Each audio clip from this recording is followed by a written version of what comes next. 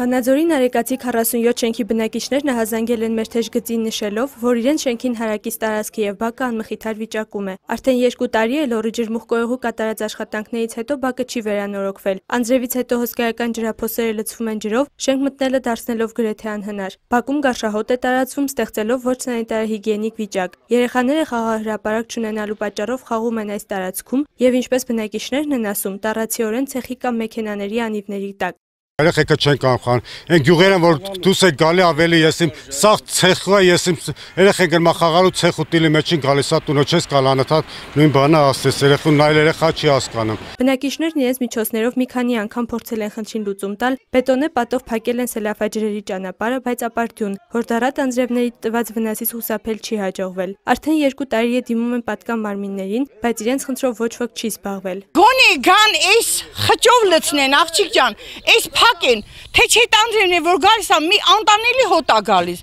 սարսափելի, ոչ կարում ես, իրոք ոնց որ լոտկաներ տիլի, որ անցնեն, մի քիչ բնակբաժին զանգե, բնակբաժինը գործ չունի, զանգում եմ ջրմուղն ասում է, թե դա մեզ չի վերաբերվում, ճանապարհաշինարներն նրանք էլ ասում են, թե մեզ չի ջրմուղը պիտի անի, բայց թե ով պիտի անի մենք էլ չգիտենք, ախր մեղք են, էս երեխեքը մեղք են,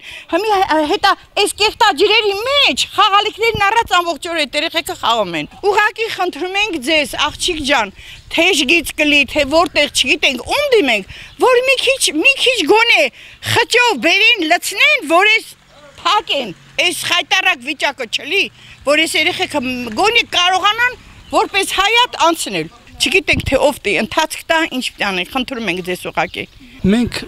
անհանգիստ ենք այս շենքի հայաթով, որովհետև երեխեքը խաղ են անում, երեխանց խաղալու տեղ չկա, սաղ լիճ է, ավազը տեսնում եք, ու բերելա լցրե, այդտեղ էս անդիել ցույց կտան, այն վերևից էլ է գալիս, տեղից էլ է գալի, լսվում հայաթը, չգիտես, կան այքեն վերջով, պետք է մտածենք թե չէ։